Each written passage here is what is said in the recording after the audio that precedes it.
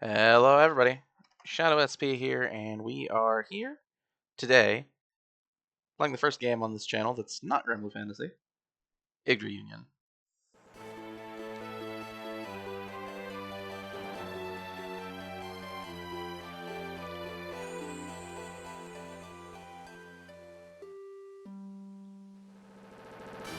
So, I like strategy games. People who know me personally know that I like strategy games, but it's not something that I've really brought up on the channel so much. I mean, we've done some number crunching, so it may have been obvious to some. But this is kind of the thing that I enjoy. And yeah, I could do something simple like Fire Emblem or, Final Fantasy Tactics or something.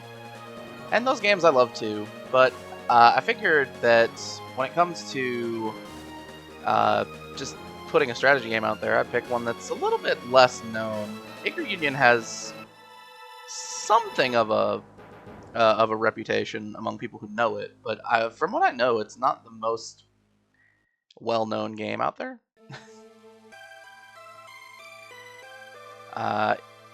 It's got some weird quirks to it, and I love it. It's had the release on the GBA and the PSP, and we're gonna be playing the GBA version for the reason that it is significantly harder. Even though the PSP version is a smoother, better experience overall. So, like, if you're new to the series, I would suggest playing the PSP version.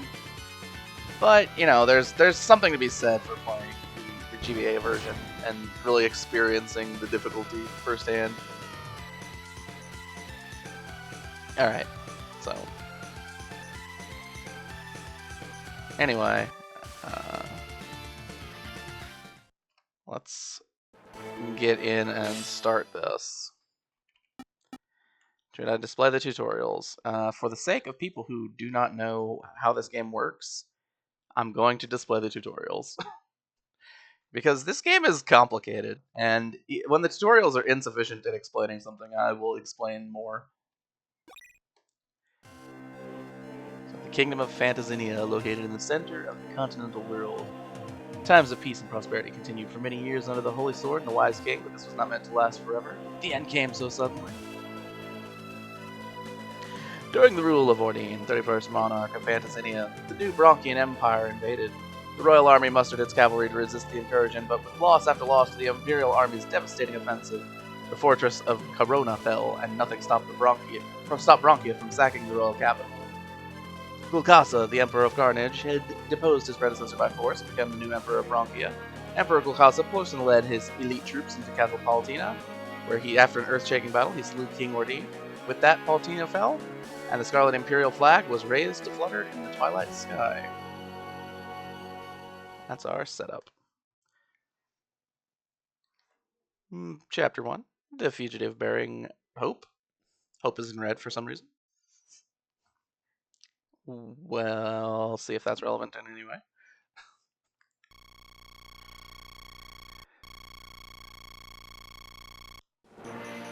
So I like the world map, like the zooming in thing, where it shows kind of where we are geographically. The southernmost tip of the continent is the land of Norn Valley. Although this barren land is of rocky mountains and red earth is Phantasynia Canyon territory, it has become a haunt for thieves. Through this wasteland runs a girl, kicking up a cloud of dust as she flees.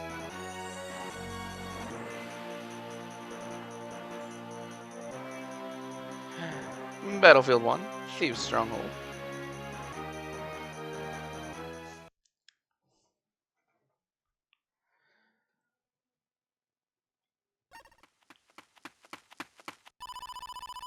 So here we have a girl wielding a sword. Alright, yep. A dead end?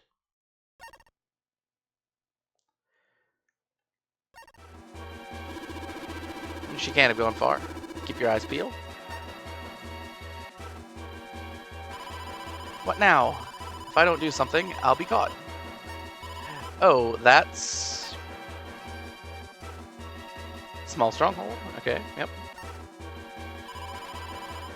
graphically speaking, it is somewhat difficult to discern exactly what some of this stuff is from just the images, but I think the game does a decent job of explaining it. Didn't I see her run this way? Yeah, you did.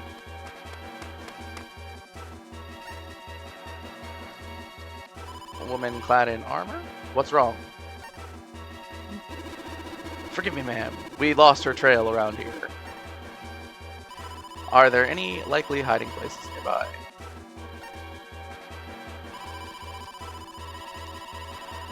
She might have ducked into that old fortress there. That is true. She might have done that. Alright, torch the place. We'll smoke her out.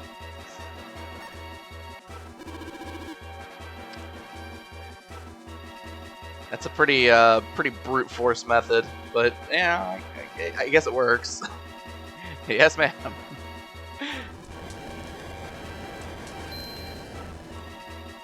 So, the Stronghold is now on fire. It's a question of what's less painful, fire or my sword. Yep, fair enough. Young man's voice. Hey, what do you think you're doing? On the high road. Huh? Who are you? Silver-haired boy. That's exactly what I was going to ask about you. It's the thieves that infest this dump. Flunky. Are they allied with the scum who attacked us? You've got some nerve burning down our home. We'll show you what we do to anyone who messes with us.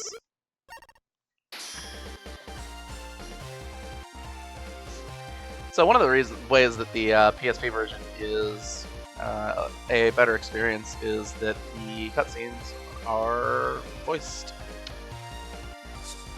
So it makes the game just a little bit better. Alright, so this is very complicated stuff, this character select screen. Fortunately or unfortunately, we don't really have anything to do with it right now. Alright, so card select. The game has not explained what this does at all, but we have 5 card slots. We have 5 cards. We're gonna pick all of them. And I'll explain what cards do later. The game will also explain what cards do later. Alright, so, okay, let's go. Ha! What can a bunch of petty thieves do? You'll eat those words.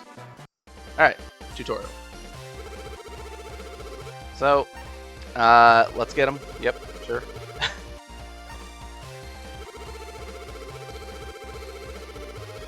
So, yeah, I mean, this is like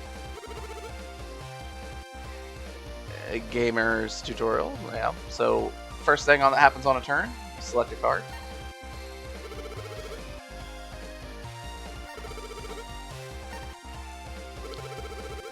And cards are complicated.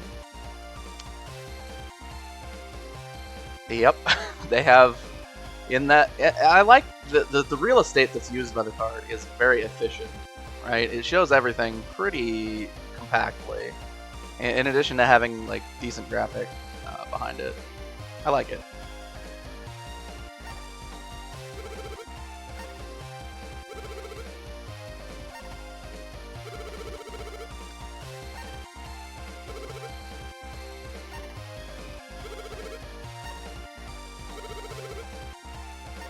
Alright, so yeah. Yeah, movement is shared between all units on the battlefield. So if you pick a 12 movement card like Steel, you only get to move your entire team a total of 12 moves.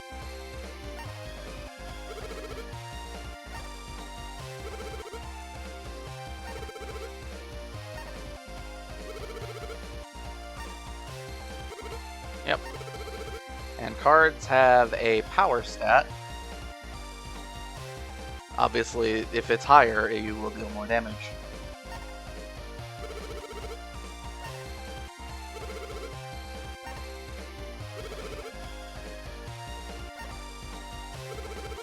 So,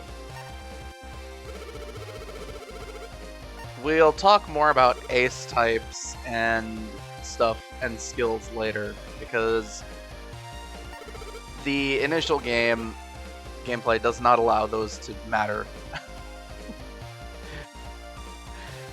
Skills are disabled at the beginning of the game, so we don't really care about ace type and skill.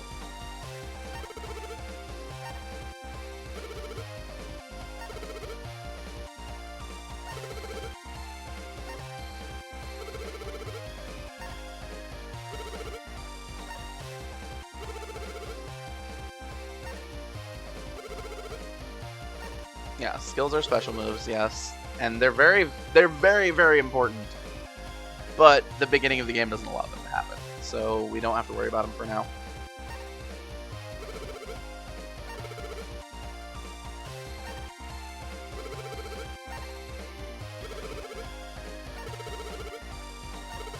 Alright.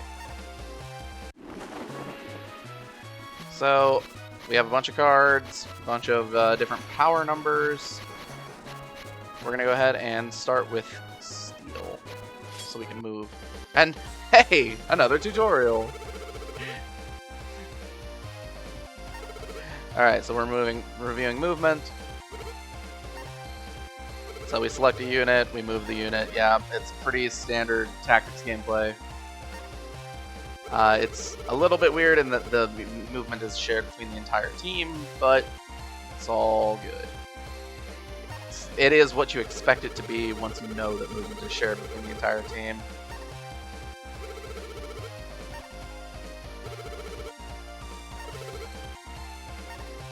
Yeah, so you can finalize a move at any point by putting the unit, or by clicking the A button on any tile that you move to, and you'll stop there.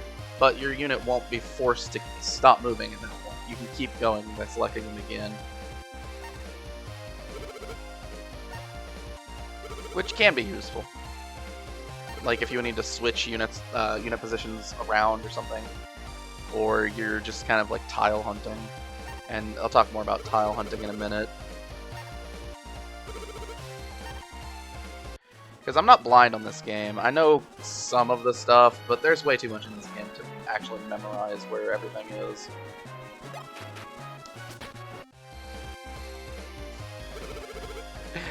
There's also a million tutorials at the beginning.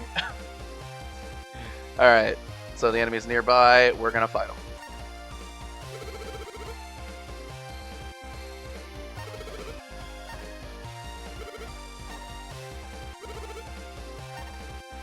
So, the only way you can fight is by being adjacent to an enemy.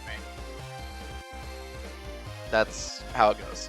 There's no, like, long-range attacks available in this game.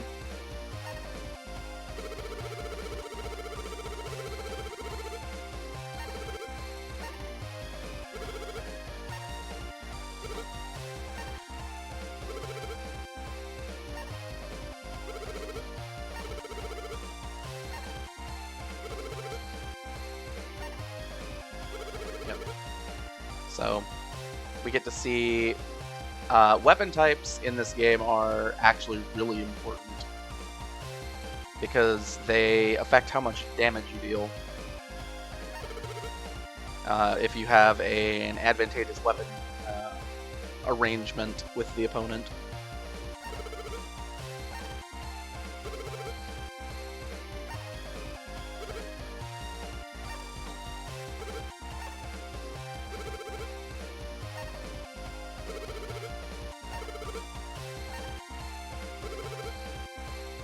Yep. Okay, so before that, I'm gonna go ahead and move Flunky around a little bit. See, so this is what we would do when we're so-called tile hunting, is move one square at a time. Because sometimes on random squares, you'll find something. So in this case, we found a hairband. Storyline-wise, it makes sense that you find it here, because the girl with sword ran through this location. But sometimes you'll find random stuff in random places that you won't have any clues about. And that's what we call tile hunting. You basically move units around, try to hit every tile on the map. It's a little bit of an efficiency thing. If you're careful with how you move, you can usually do it pretty well. Alright, so let's go ahead and attack.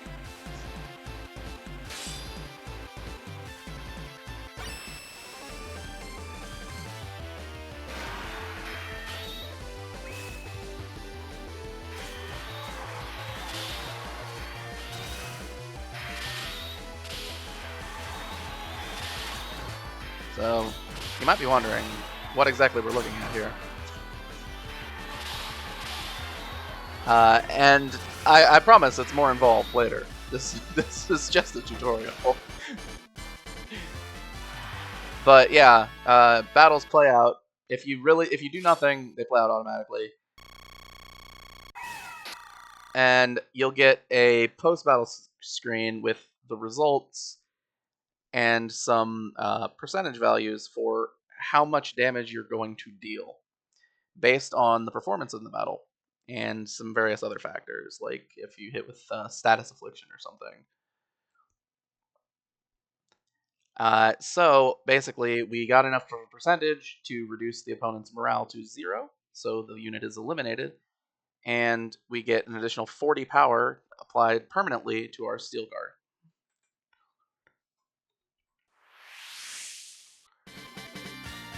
So basically, the cards that you like to use, the cards that are really good, they get better when you use them more. And which is good because it makes it a lot easier to kill stuff in the later game. But it also means that if you would like to use a card that you haven't used very often, it can get kind of hard to defeat enemies with it. So you have to be really careful about which card you choose to prioritize increasing the power of. Steel's a pretty good one because it starts with a really low power and has a really useful ability later in the game. And it also has 12 movement, so which is the highest movement in the game, so it's pretty good. Alright, so we took out some bow unit, some assassin.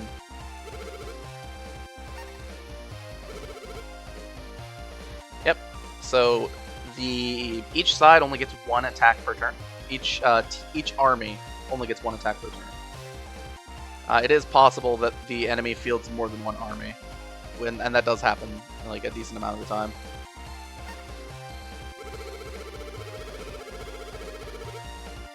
Especially later on.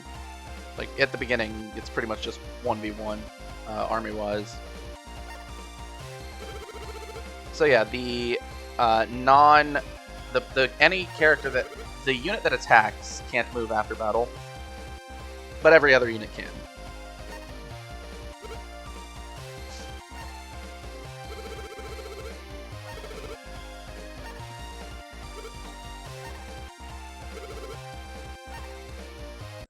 Okay. So we're just gonna move Flunky around, see if we can find anything. I do know that there's nothing else to find. And then when we're ready to go, we just go ahead and hit end turn.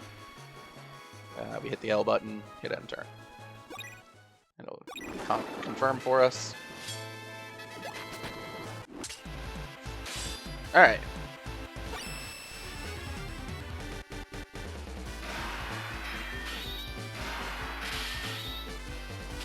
So you'll see on that clash, unlike when we attacked the bow unit, we got to retaliate when we got charged there.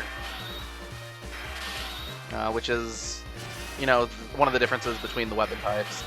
Bows prevent retaliation in either direction.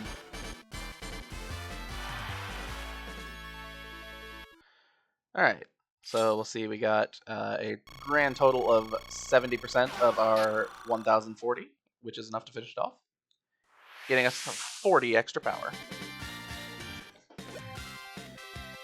Alright.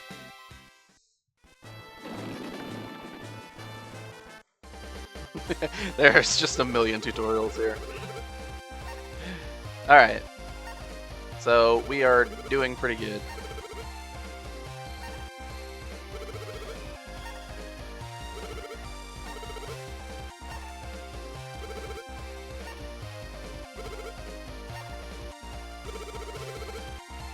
Yep. So if a unit hits morale 0, that unit is gone.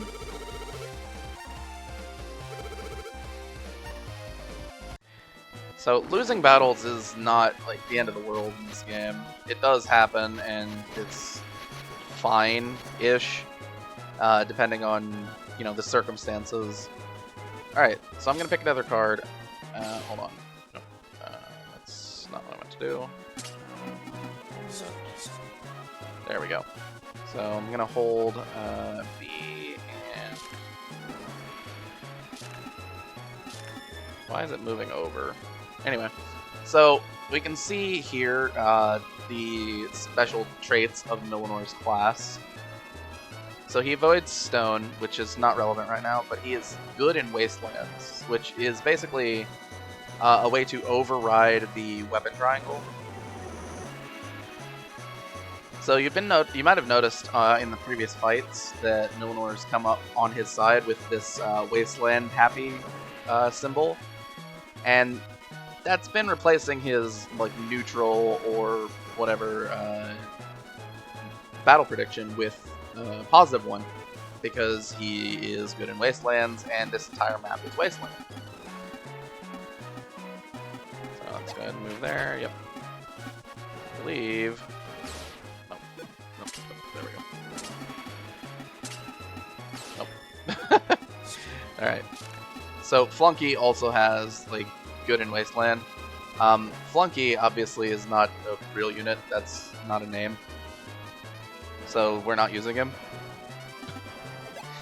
Anyway, so let's move on in. Come on, I'll show you a real fight. Such impertinence. Alright, so let's go ahead and fight. Now, normally, since the weapon triangle in Yggdra Union is what you'd expect from, if you're familiar with Fire Emblem, sword speed axes, axe speed lances, and lances speed swords. But because Milinor is good in wastelands, we're actually evenly matched in if we're fighting in wasteland.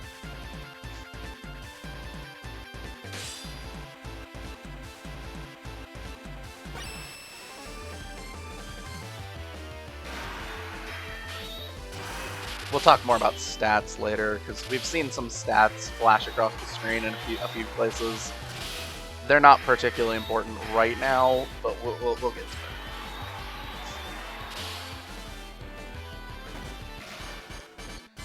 Alright, so we won the clash.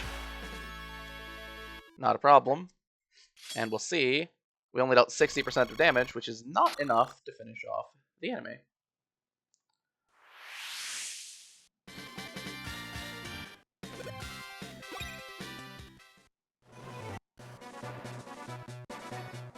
Hey, still think we're just a bunch of petty thieves?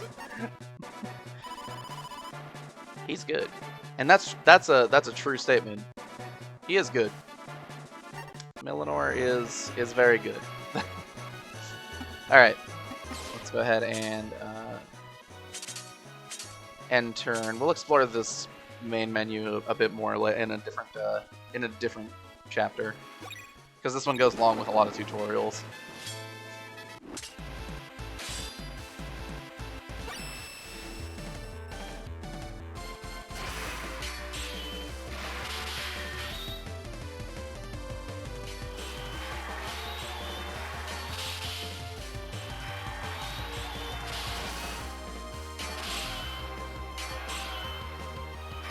So you'd normally say, if you end up in a scenario that looks like this, you're gonna lose.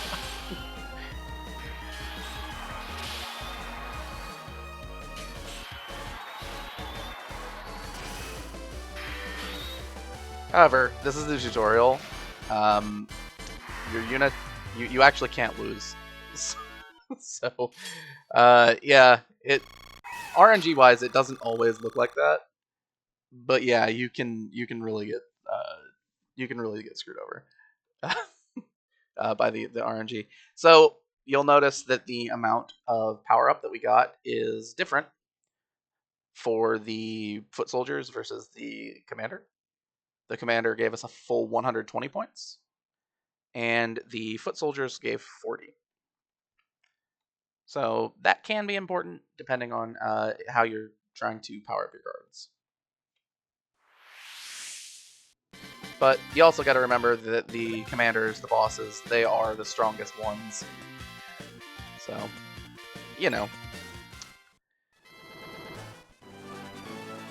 Alright, so we have achieved Milinor's Revenge.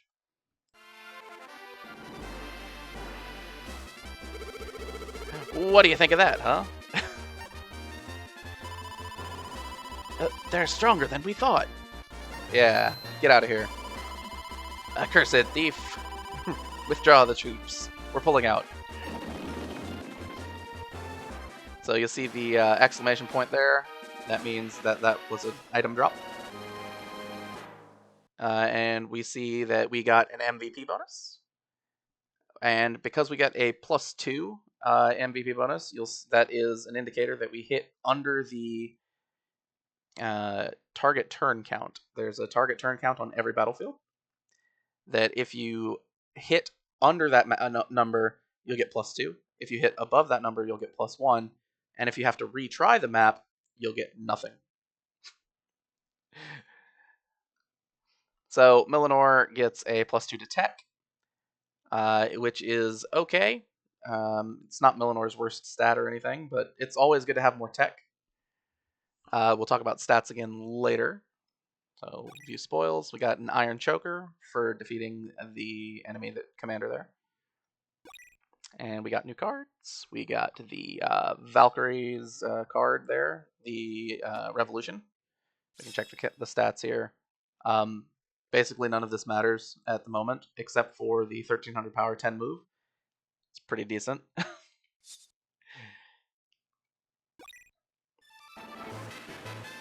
So basically, when you defeat an enemy that has a card that you haven't seen before, you'll tend to get that card. Everyone's still standing? Come and gather around. They knew what they were doing. We lost a few men. Hmm? Hey, you in there. Huh? I know you're hiding in there. It's safe to come out now.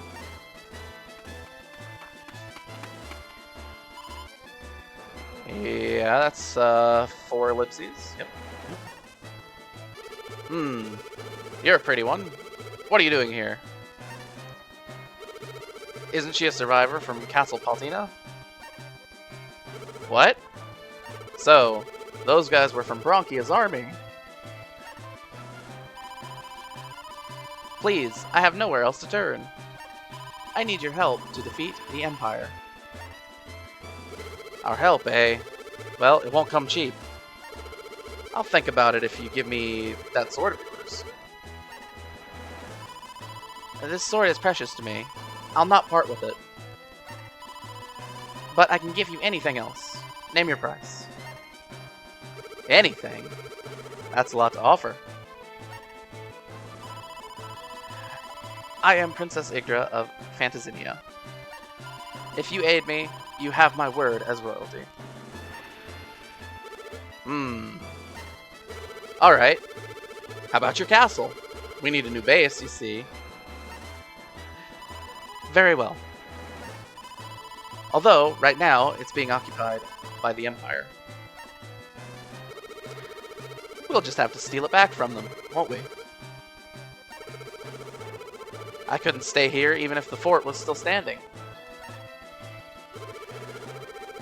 We've already picked a fight with the Empire, after all. Then, begging your pardon, Mr. Milinor's the name. You've got a deal, Princess. Thank you. Let's move out, everyone. Is that sword all you've got to defend yourself? You don't have anything else? Well, I have these.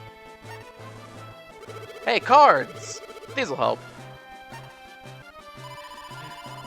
This is the first cavalry's. The other is from the second cavalry. They're from the knights who gave their lives for me. Then we'll make use of these against Bronchia. It'll put their souls to rest. Yes, I believe so too. I hear these cards hold an ancient power within them. I must borrow those powers now. Only with them can I make all of our wishes a reality. That's right. And we have obtained the Banish and Sanctuary cards. And that is the end of the first chapter. Well, the first battlefield. So we save up, we get the name of the next battlefield. And we can see that this is the beginning of the game. We've obtained Yggdra as a playable character. And we have Millinor as our other playable character. So we have 2 units now.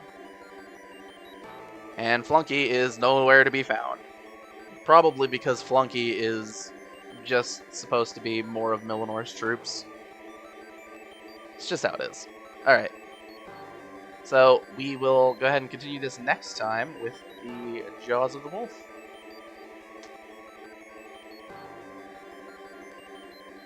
So, thanks for watching. So, Shadow SP, signing out.